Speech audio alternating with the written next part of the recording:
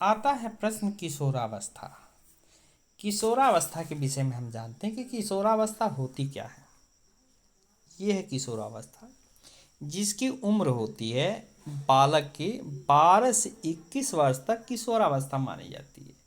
B, रास के अनुसार 4 अवस्थाएं होती हैं।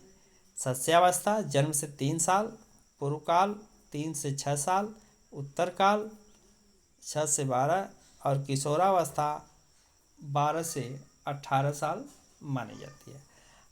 यही वैज्ञानिक हाल ने इसी को दिया। हाल लाग के अनुसार 7 अवस्थाएं होती हैं।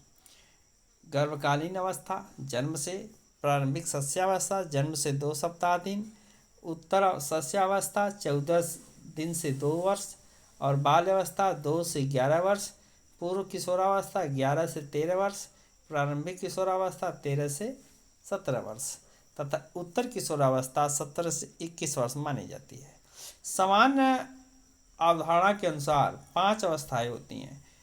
पूर्व जन्म काल जन्म से पूर्व की अवस्था मानी जाती है। सस्याकाल जन्म से 6 वर्ष मानी जाती है। बाल्यावस्था 6 से 12 तक मानी जाती है। किशोरावस्था 12 से 18 तक मानी जाती है और प्रौढ़ अवस्था 18 से ऊपर की अवस्था प्रौढ़ अवस्था में गिनी जाती है।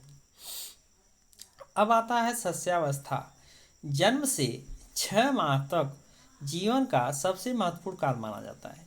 जीवन का आदर्श काल, खिलौने की आयु, भावी जीवन की आधारशिला, अतार्किक चिंतन की अवस्थाएं ये जन्म काल में होती हैं, सस्यावस्था काल में होती है। इस अवस्थाओं में यह काल निर्धारित किया जाता है। अब बात आती है कि सस्यावस्था की विशेषताएं क्या थी। तो सस्यावस्था की विशेषताएं निम्न बिंदुओं पर मानी जाती है। अब ये देखें, जैसे संवेगात्मक है, शारीरिक है, मानसिक है, सामाजिक है, गामक है, भाषा है आदि ऐसे सस्यावस्था में देखा जाता है। भाषा में बच्चा तुतलाकर बोलता है, शुद्ध नहीं बोलता है। गामक है, बच्चा दौड़ता ज़्यादा है, चंचल रहता है। सामाजिक पहलुओं में भी विकास उसका होता है। संवेगात्मक गति होती है, मानसिक भी विकास होता है, शारीरिक भी तीव्र गति से होती है। तो ऐसे में सस्यावस्था काल में बालक का विकास इन पहलुओं पर होता है। बात आती है कि दृष्टि से सस्यावस्था की कुछ अपनी विशेषताएं होती हैं। इन नियमों से प्रमुख निम्नलिखित है। शारीरिक व मानसिक विकास में तीव्रता, सीखने की प्रक्रिया में तीव्रता, कल्पना, विचारण और मूल प्रत्यात्मक व्यवहार, दोहराने की प्रवृत्ति ये भिन्न पहलू होते हैं।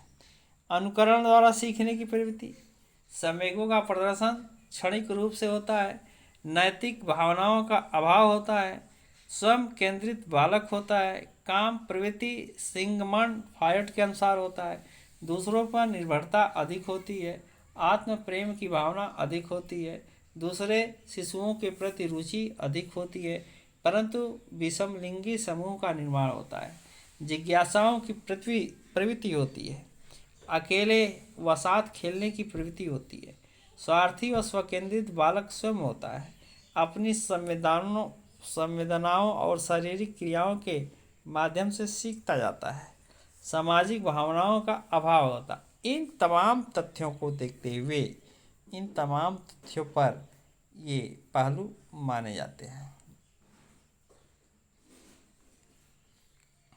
अब इसके आगे आते हैं सीखने के आदर्श काल में। न्यूमन के अनुसार 5 साल तक की अवस्था शारीरिक मस्तिष्क के लिए सर्वाधिक गतिशील होती है। फ्रॉइड के अनुसार बालक को जो कुछ भी बनाना होता है यह प्रथम 5 वर्षों में माना जाता है।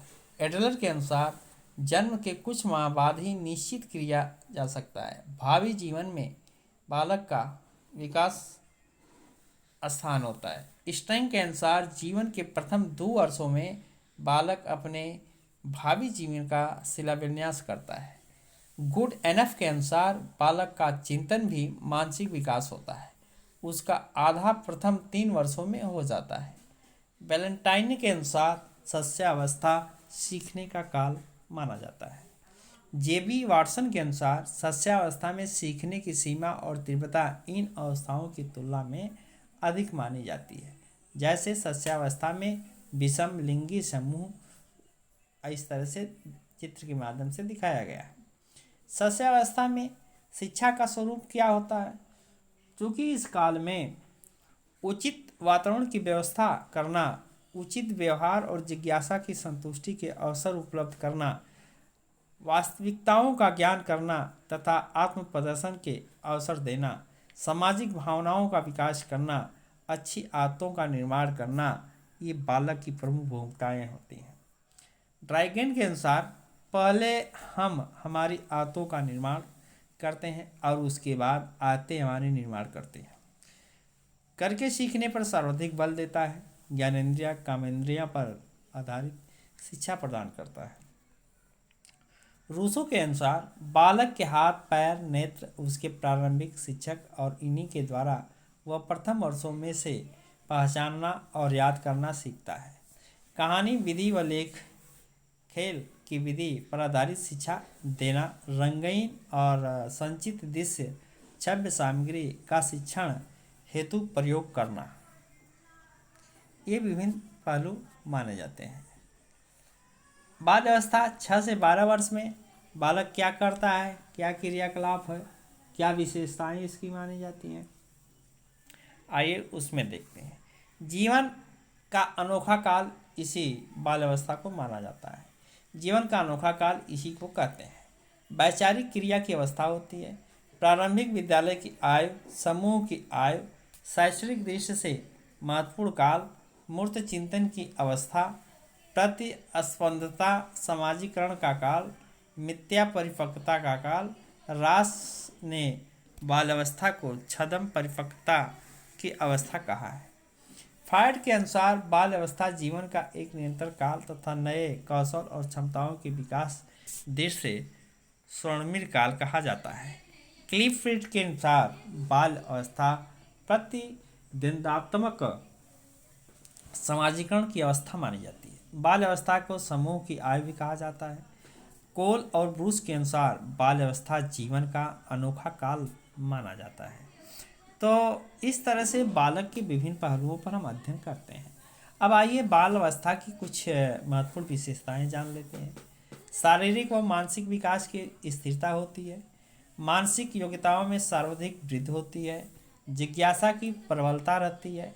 वास्तविक जगत से संबंध होता है। आत्मनिर्भरता की भावनाएं होती हैं। रचनात्मक कार्यों में आनंद लेता है।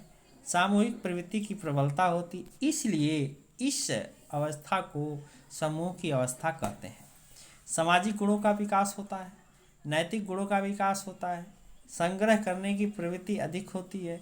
संवेगों पर नियंत्रण आरंभ हो जाता है। बहुमुखी व्यक्तित्व का विकास होता है। सामूहिक खेलों में अभिरुचि अधिक होती है।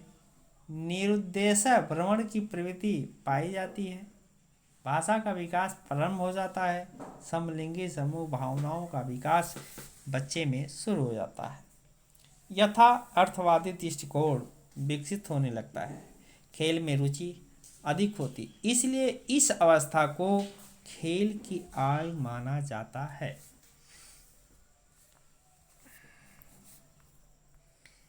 इसी के साथ साथ शारीरिक विकास के विषय में हम अध्ययन करते हैं।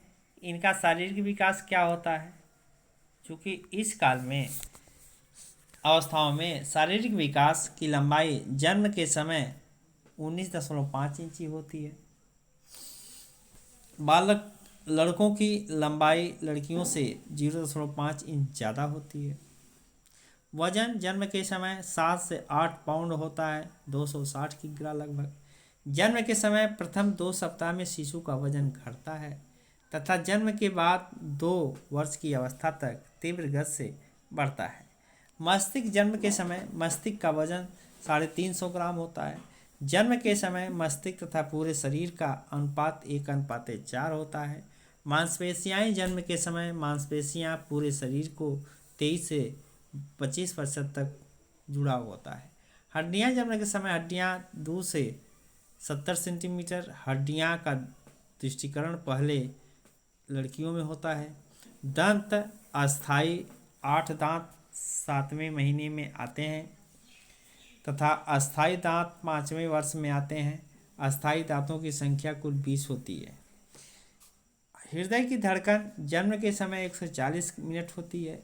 सस्यावस्था के अंतिम समय में 10 प्रति मिनट होती है। किशोरावस्था में 72 प्रति मिनट होती है, जबकि लड़कियों में 70 प्रति मिनट होती है। शारीरिक विकास का क्रम इस तरह फिगर के माध्यम में जैसे आपको दिखाया गया है।